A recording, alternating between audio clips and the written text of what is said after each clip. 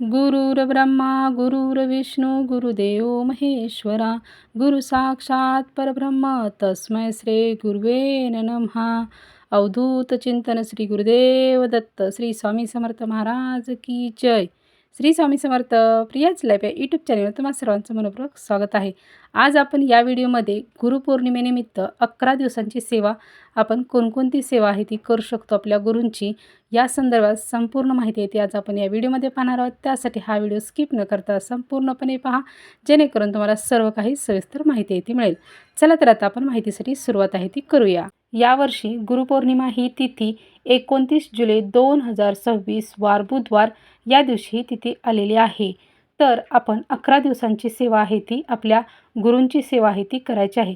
आपलं गुरुबळ बळकट होण्यासाठी, आपल्या जीवनामध्ये कोणत्याही अशक्य असणाऱ्या गोष्टी आहेत त्या शक्य करून घेण्यासाठी आपल्याला आपल्या गुरूंची साथ जर असेल तर त्या गोष्टी आहेत त्या नक्कीच आहेत त्या शक्य होतात. आपली स्वप्न असतील, आपल्या जीवनामध्ये येणारे संकट असतील, आपल्या कोणत्या इच्छा असतील, अपेक्षा असतील, काही असो, किती प्रकारच्या कठीण अडचणी असतील तर त्या दूर करण्याचं काम आहे ते आपले गुरु करतात. आणि आपल्या गुरूंचं जर पाठबळ जर आपल्याला जर असेल आणि आपल्या कर्माची साथही आपल्याला त्यासोबत असेल तर आपल्याला नशिबात नसणाऱ्याही गोष्टी आहेत त्या मिळतात.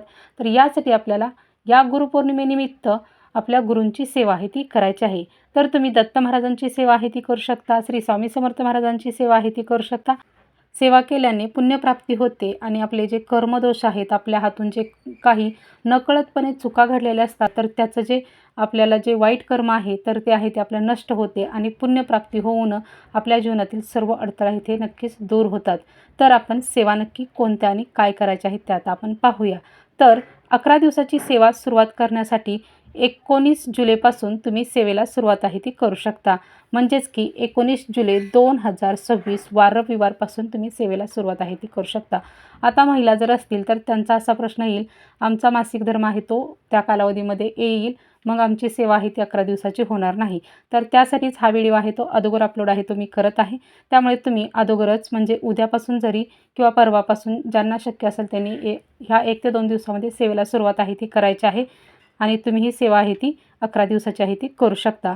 आणि काही वेळेस समजा काही कारणास्तव आपल्याला 1-2 दिवसाचं वाचन जर जे आपल्याला करायचं आहे तर ते आपलं जर झालं नाही तरी आपण गुरुपौर्णिमेनंतर पुढे कंटिन्यू तसंच 1 ते 2 दिवस किंवा आपली जी सेवा पूर्ण होत नाही तोपर्यंत आपण त्याचं वाचन केलं तरी चालतं. आपण संकल्प आहे ती सोडून ही सेवा आहे ती करणार आहोत. संकल्प सोडल्याने आपली इच्छा आहे ती लवकरात लवकर पूर्ण होते आणि आपण सेवा आहे ती अगदी अंतःकरणापासून आणि मनापासून आहे ती सेवा करायची आहे. आपल्या इच्छा अपेक्षा आहेत त्या नक्कीच आहे त्या पूर्ण होतात. आता आपण 11 दिवसामध्ये सेवा काय काय करायची आहे ते पाहू शकता. आता दत्त महाराजांची कोणाला सेवा करायची असेल तर दत्त महाराजांचं मंत्रजप आहे, त्याच्या 11 माळी मंत्रजप आहेत त्याही तुम्ही आहे ते करू शकता 11 दिवसाचा संकल्प घेऊन. त्याचबरोबर दत्तबावनी आहे तर त्या दत्तबावनीचंही वाचन आहे तेही तुम्ही 11 दिवसाचा संकल्प सोडून आहे तर तेही दत्त महाराजांची सेवा आहे ती तुम्ही करू शकता. श्री स्वामी समर्थ महाराजांची 11 दिवसाची सेवा जर करायची म्हटलं तर श्री स्वामी समर्थ या मंत्राचा 11 माळी मंत्र जप आहे तो आपल्याला करायचा आहे. त्याचबरोबर स्वामीचरित्र सारामृत आहे, हे आपलं जे दिंडोरी प्रणीत आहे तर त्याचं जे वाचन आहे तर त्याचंही तुम्ही संपूर्ण एक पाठ आहे तो आपल्याला रोज आहे तो करायचा आहे. असं आपल्याला संपूर्ण 11 पाठांचं वाचन आहे ते 11 दिवसामध्ये आहे ते आपल्याला करायचं आहे. एक पाठ म्हणजे 1 अध्याय ते 21 अध्यायापर्यंत संपूर्ण एवढे अध्याय म्हणजे एक पाठ आहे ते एवढं वाचन आहे ते 1 दिवसामध्ये झालं पाहिजे. अशा पद्धतीने आपल्याला याचं वाचन आहे ते करायचं आहे. त्याचबरोबर तारक मंत्र आहे याची सेवा आहे ती करू शकता. रोज आपल्याला 11 वेळा तारक मंत्र आहे तो बोलायचा आहे आणि अशा पद्धतीची आपण 11 दिवसाची सेवा आहे ती करू शकतो. आता सेवेला सुरुवात करत असताना सर्वप्रथम आपल्याला संकल्प आहे तो सोडायचा आहे. संकल्प आहे तो आपल्याला 19 तारखेला आहे तो त्याच दिवशी आहे तो आपल्याला सकाळी देवघरासमोर बसून आहे तो संकल्प सोडायचा आहे. पण त्या अगोदर आपल्याला श्री स्वामी समर्थ महाराजांचं मंदिर असेल जवळपास, केंद्र असेल तर त्या ठिकाणी आपल्याला एक नारळ आणि एक खडीसाखर आहे ते स्वामींच्या चरणी आहे ते अर्पण करून यायचं आहे. आणि स्वामींना सांगून यायचं आहे की मी जी ही सेवा करत आहे ती माझी निर्विघ्नपणे सेवा पार पडू द्या आणि ही सेवा माझ्याकडून करून घ्या. अशा पद्धतीची प्रार्थना करून आहे ते आपण अगोदर 1 ते 2 दिवस तुम्ही गेला तरी चालेल किंवा ज्या दिवशी सेवा करणार आहे त्या दिवशीच तुम्ही सकाळचं गेला तरी चालेल.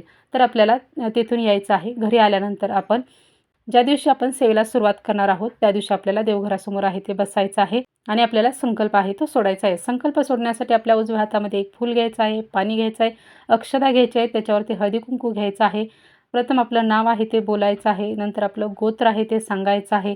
आपण ही सेवा आहे ती किती दिवसांची सेवा करत आहोत. त्याचबरोबर आपण ही सेवा नक्की काय करणार आहोत, कोणती सेवा करणार आहोत, हेही स्वामी महाराजांना आहे ते आपल्याला सांगायचं आहे. आणि ही सेवा आहे ती आपण कोणत्या कारणासाठी सेवा करत आहोत, हेही आपल्याला स्वामी महाराजांना आहे किंवा दत्त महाराजांना आहे ते आपल्याला सांगायचं आहे. यानंतर महाराजांना आपल्याला प्रार्थना आहे ती करायची आहे की महाराज, माझी ही जी सेवा आहे ती निर्विघ्नपणे पार पडावी अशी मी तुमच्याचरणी आहे ती प्रार्थना आहे ती करते. अशा पद्धतीने आपण बोलून आहे ते आपल्या हातामधील पाणी आहे ते तामणामध्ये खाली सोडून द्यायचं. स्वामी महाराजांना नमस्कार आहे तो आपल्याला करायचा आहे.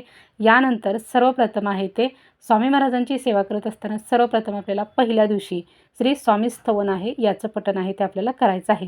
स्वामी स्तवन आहे ते आपल्याला नित्यसेवेचं पुस्तक आहे त्यामध्ये आहे ते आपल्याला मिळून जाईल. नाहीतर यूट्यूबवरती तुम्ही सर्च केलं तर तिथे आपल्याला नक्कीच मिळेल.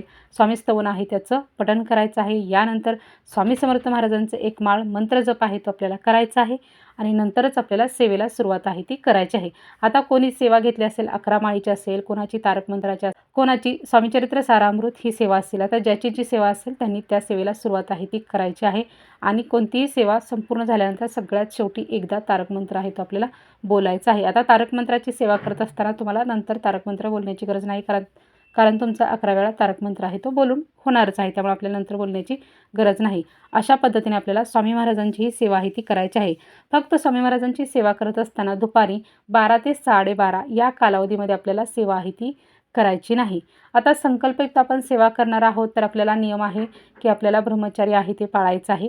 कारण संकल्पयुक्त सेवा करत असताना ब्रह्मचारी आहे ते आपल्याला पाळायचं असतं. मांसाहार आहे तोही आपल्याला पूर्णपणे वर्ज आहे तो करायचा आहे. परान्न आहे तेही आपल्याला खायचं नाही. आणि ज्यावेळेस आपण वाचन करण्यासाठी बसणार आहोत त्यावेळेस आपल्याला आपल्या अंगावरती काळं वस्त्र आहे ते आपल्याला घालायचं नाही. अशा पद्धतीने आपल्याला हे छोटेसे जे नियम आहेत याचं पालन आहे ते आपल्याला करायचं आहे. आणि ही जी संपूर्ण 11 दिवसाची जी सेवा आहे ती अगदी आपण अंतःकरणापासून आणि मनापासून जर सेवा जर केली तर त्या सेवेचं फळ आहे ते आपल्याला मिळतं म्हणजे मिळतंच. हा स्वतः माझा अनुभव आहे. म्हणून मी तुम्हाला सांगते की फक्त अशा पद्धतीची सेवा करा. अंतःकरणापासून आणि विश्वास ठेवून करायचं. असं नाही की बाबा होईल का नाही, होईल का नाही.